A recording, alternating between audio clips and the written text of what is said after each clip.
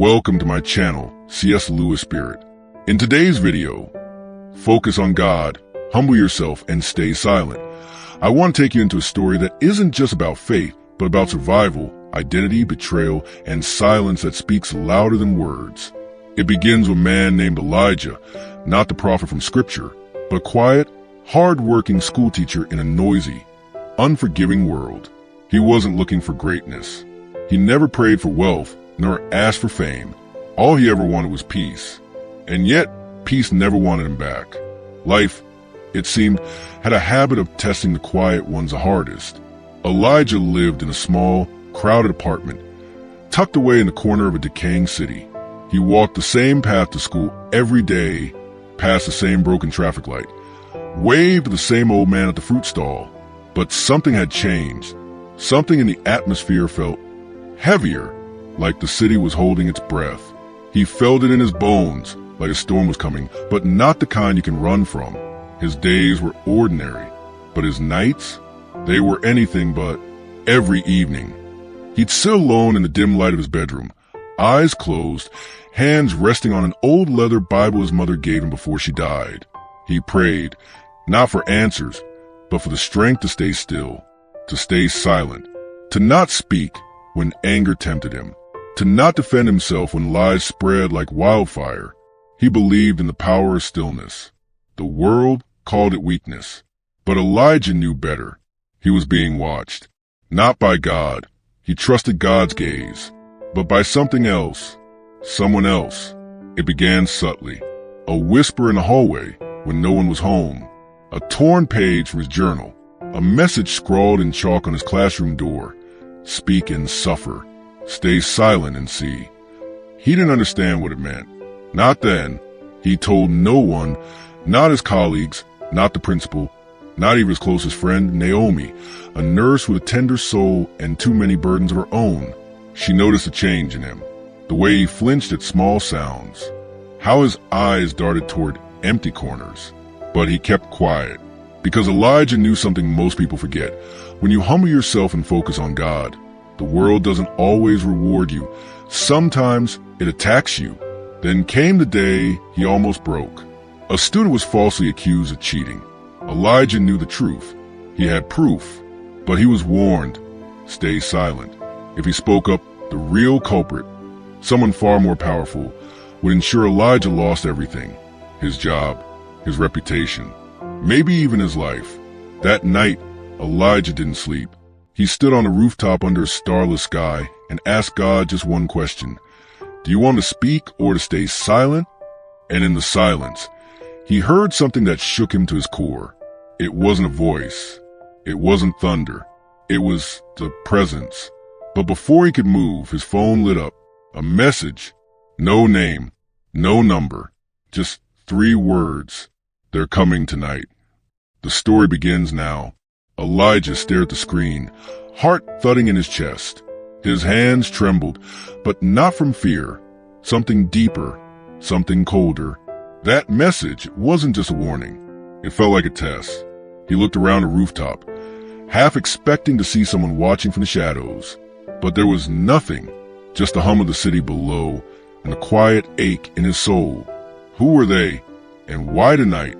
He went back inside, locked every window, and turned off all the lights. His apartment, once a safe little corner of the world, now felt like a trap. He sat in the silence, breathing slow, focusing on one thing. God is with me. Stay silent. Stay humble. Stay still.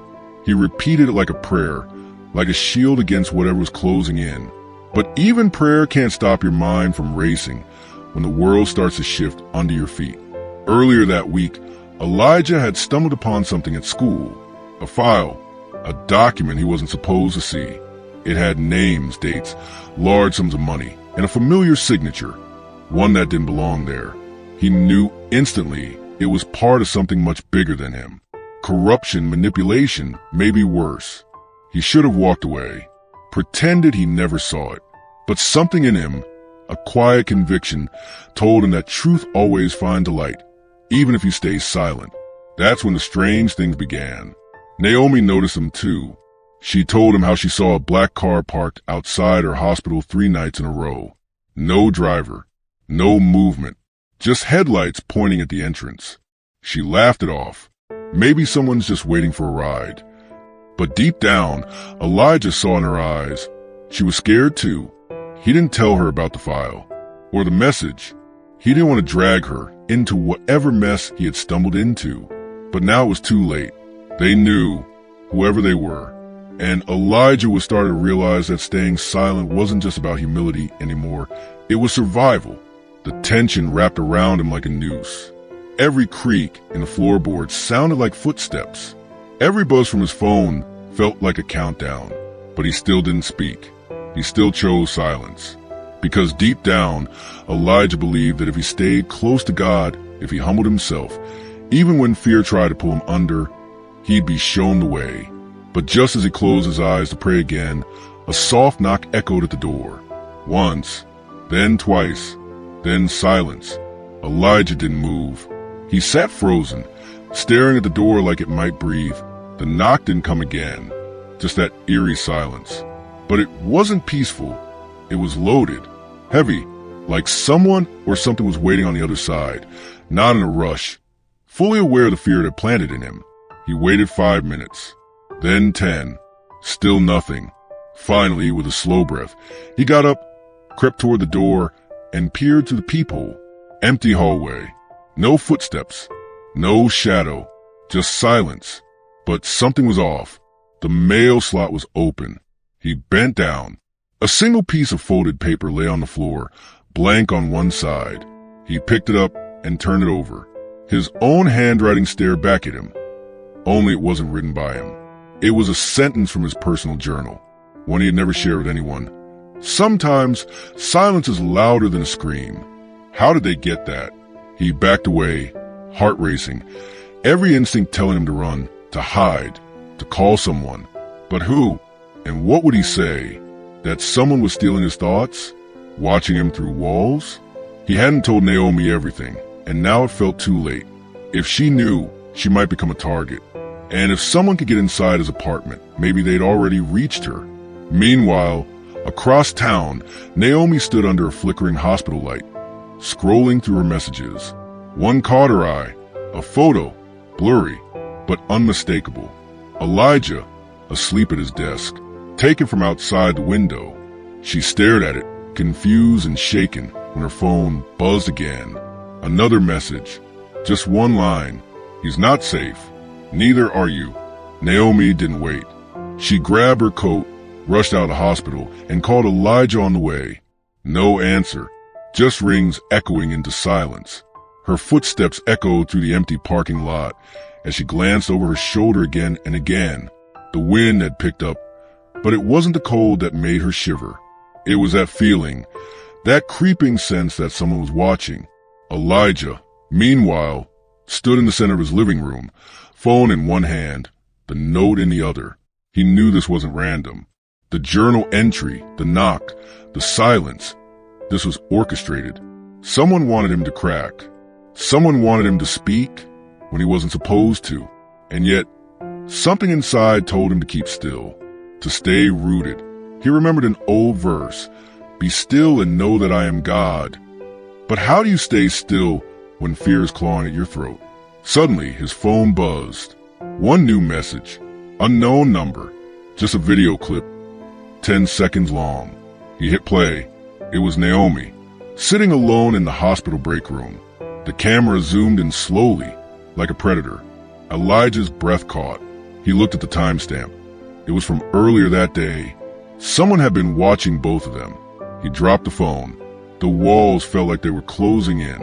His hands clenched into fists, not out of anger, but helplessness. If he stepped forward now, if he exposed the truth, he knew what it would cost. But if he stayed silent, what would happen to Naomi? To himself? Outside, the streetlights flickered. Inside, Elijah took one step toward the door, then paused, because someone was already turning the handle from the other side. Elijah's breath hitched as the doorknob shifted with slow, deliberate motion. He stepped back, eyes locked on the door, pulse pounding his ears. No knock this time. No warning, just quiet pressure, like someone testing if fear alone could force it open. He glanced around, searching for anything he could use. His phone lay face down on the floor, still playing that eerie video clip of Naomi. He couldn't look away from the door, but deep inside, he felt something shift. This wasn't just about him anymore. Whoever was behind this wasn't only trying to silence him, they were trying to break him. The handle stopped moving. For a second, everything was still. Then came the sound of footsteps, fading, not approaching. Whoever was there had walked away, or wanted him to think they had. He waited 10 seconds, then 20, still nothing, but he didn't relax. The tension only grew heavier, pressing against his chest like a weight he couldn't shake. He picked up the phone and texted Naomi, "Where are you?" No reply. Instead, his phone lit up again. Another message from that same unknown number. This time it was a picture. Naomi's car, parked crooked under a street lamp. The driver's side door was open, headlights still on. Elijah's hands went cold. He grabbed his coat and rushed out the door, not knowing where he was running, just knowing he had to move. He had to find her. The hallway outside his apartment felt longer than ever, stretched by the fear that clung to every step. As he reached the stairwell, he paused. Something felt wrong. The stair lights were off. Total darkness. He turned back, but froze. There, taped to his door, was a folded sheet of paper. It hadn't been there when he walked out. He peeled it off with trembling fingers. Inside was a single sentence. Tell the truth and lose everything. Stay silent and she lives. The paper slipped from his hand. Now it was clear. This wasn't a random threat. This was a choice. And Elijah was running out of time.